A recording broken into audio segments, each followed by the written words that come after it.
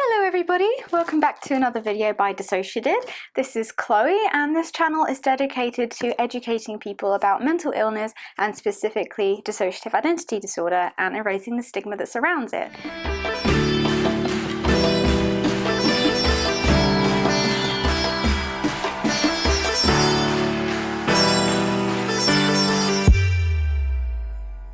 Today I'm going to be talking to you about PTSD.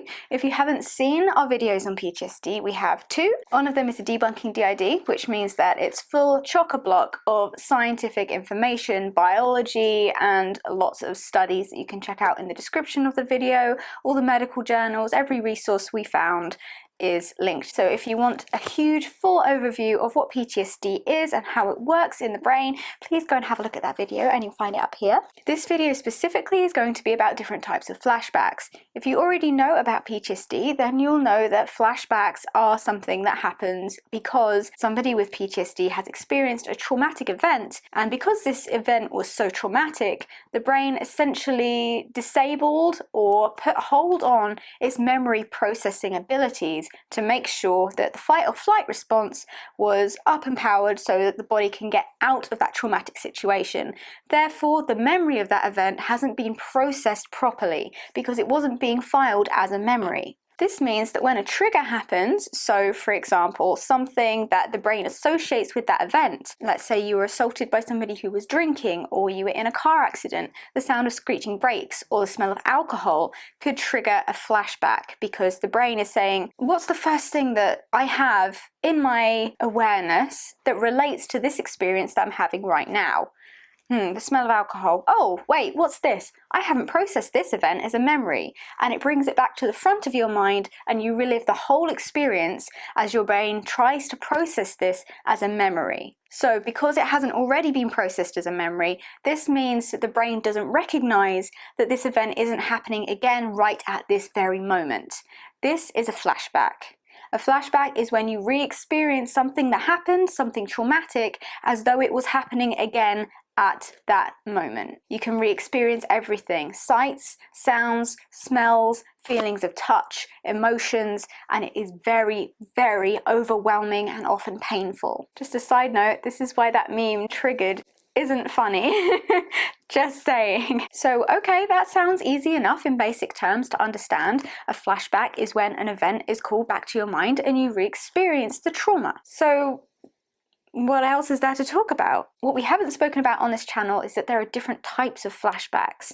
It doesn't have to be you experiencing everything in one go all over again. Sometimes, because these events haven't been processed as a full memory, the brain has not processed it together. There could be different parts of this event that haven't been filed as a memory. For example, just the emotions, just the physical feelings, just the sense, sights, sounds that came with it. What most people know to be a flashback is when all of this happens at once. You're completely drawn back into that time. Your brain cannot associate that this isn't happening right now, cannot pick out that this event is over. So you may feel that you are in this specific time period. So for example, I have trauma from 2016. One of many, but I have trauma from 2016. And when I'm having a flashback, it is impossible to tell that I'm not in 2016. My brain does not function in the way that's telling me that this is over. You've lived a whole lot of years since then. It's 3 years later. It's 2019. This is over. It's done. You survived it and you're okay. When I'm in that flashback, even if someone is telling me it's 2019, it's 2019, my brain is saying it's 2016. It's 2016. This is happening right now. And this isn't just that you're, I don't know, being stubborn and thinking, no, this hurt me and I'm not ready to move on. Your brain literally hasn't processed this as a memory. Your whole brain, which controls everything in your body, is telling your whole body, this is happening right now.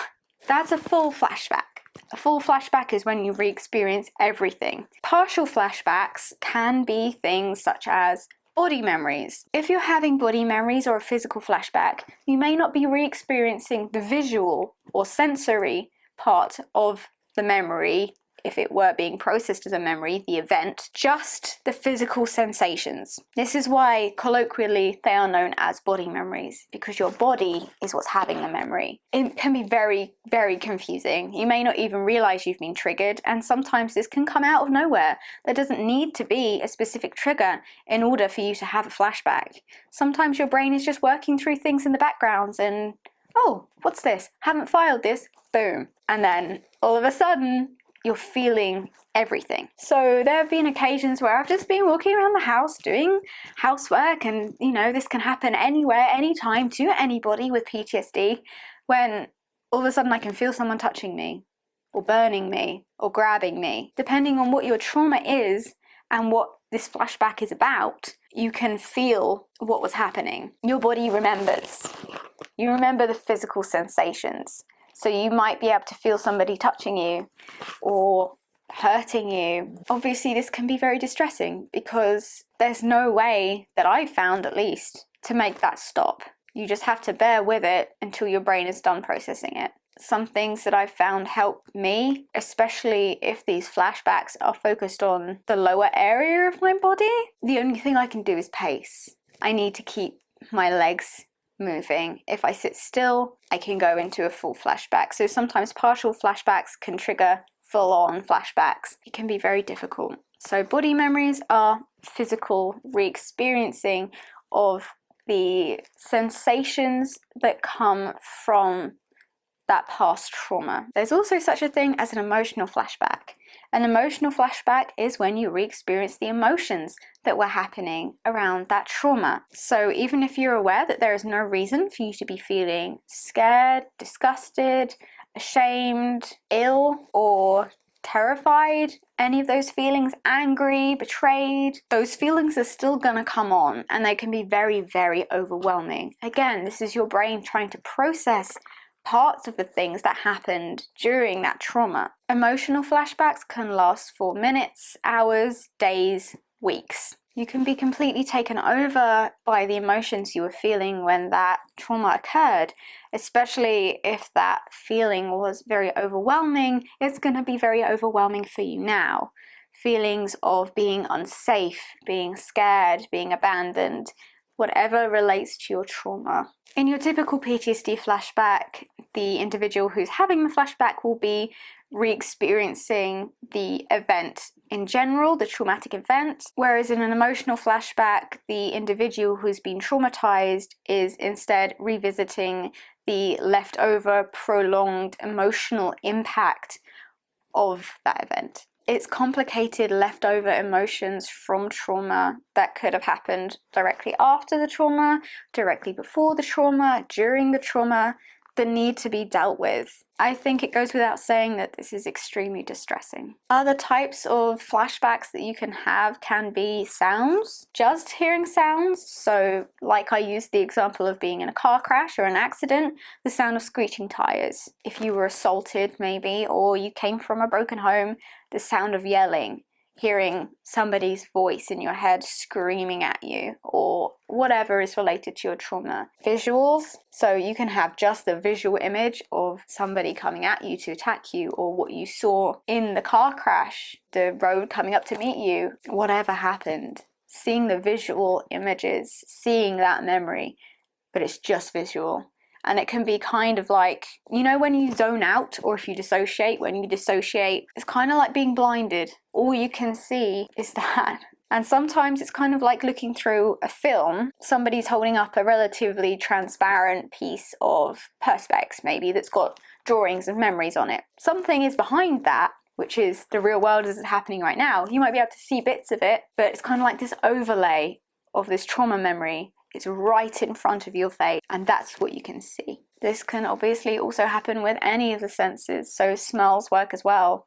You might suddenly remember the smell of someone's breath, or cigarette smoke, or alcohol, or blood, or the smell of somebody's perfume, smell of someone's house, smell of a hospital, anything. And it doesn't have to be something that seems obviously related to this trauma. So for example, if you were in a trauma that resulted in you being in hospital, it would make sense if it was a trigger, the smell of hospitals, right?